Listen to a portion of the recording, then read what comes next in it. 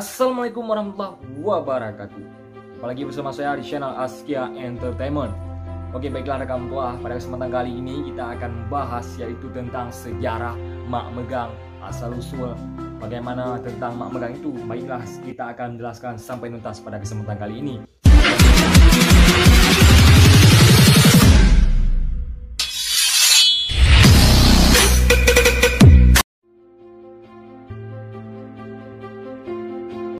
Sejarah tradisi Mak Megang di Aceh.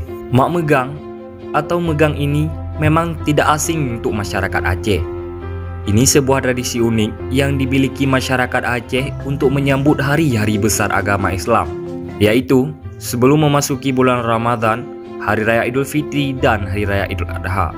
Nah, wak-wak tua semua, sejarah Mak Megang berawal dari masa kerajaan Aceh pada saat kepemimpinan Sultan Iskandar Muda di Kerajaan Aceh Darussalam.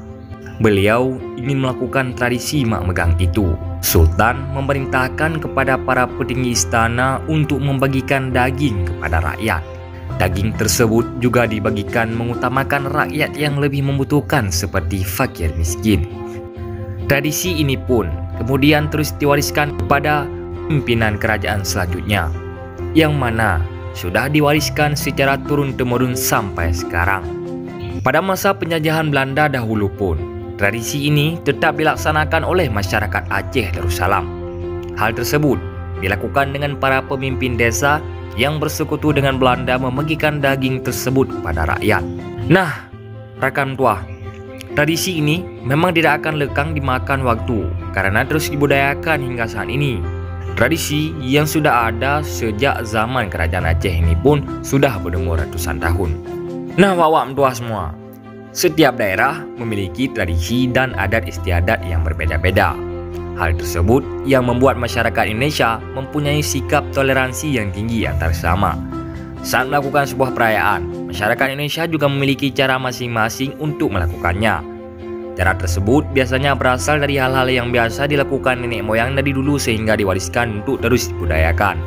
Misalnya saja pada Hari Raya Idul Fitri atau Lebaran, masyarakat Indonesia merayakan dengan tradisi yang berbeda-beda di setiap daerah. Salah satu daerah di Indonesia yang sangat kental dengan ajaran agama Islam, yakni Negro Aceh Darussalam, melakukan sebuah tradisi bernama Megang. Tradisi ini masih dilakukan pada setiap tahunnya oleh masyarakat Aceh. Tujuan acara Mak Megang. Tradisi Mak Megang atau Megang ini merupakan sebuah tradisi di mana setiap masyarakat memasak daging dan menyantapnya bersama keluarga. Pada tradisi Mak Megang ini diawali dengan melakukan pemotongan hewan seperti sapi, kerbau atau kambing. Pada sebagian masyarakat juga ada yang langsung membeli daging di pasar untuk mengolah daging tersebut menjadi makanan apapun. Tidak jauh berbeda pada zaman kerajaan Aceh. Tujuan Mak Megang ini masih sama hingga sekarang, yaitu membagikan daging kepada masyarakat, khususnya yang fakir miskin. Masyarakat saling berbagi pada daging dengan berbagai macam olahan yang berbeda-beda. Nah, wak-wak tua semua, selain itu, pada saat kerajaan Aceh pun memiliki makna lain sebagai rasa syukur dan berterima kasih atas kemakmuran dan kesejahteraan Aceh.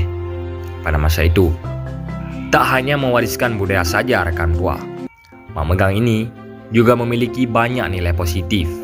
Di antaranya, pembelajaran yang didapatkan dari tradisi Mak Megang ini akan sangat bermanfaat pada kehidupan sehari-hari. Saling berbagi kepada sesama atau orang-orang yang membutuhkan merupakan sebuah nilai yang sangat positif dalam hidup. Hal tersebut juga dilakukan Sultan untuk membuat semua masyarakatnya sama-sama bisa menyambut bulan Ramadan, Hari Raya Idul Fitri dan Hari Raya Idul Adha. Dengan adanya pembagian daging gratis tersebut, seluruh masyarakat jadi bisa menikmatinya. Pada masa sekarang pun, tujuan yang dimiliki Sultan harus terus dilakukan untuk membuat para orang yang membutuhkan bisa menikmati daging walau tak seberapa. Masyarakat Aceh pun dengan sangat bergembira terus menyambutnya pada setiap tahun.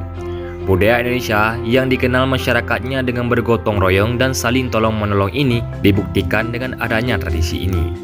Warisan budaya ini memberikan nilai sosial yang luar biasa kepada seluruh warganya, sehingga harus terus dilestarikan.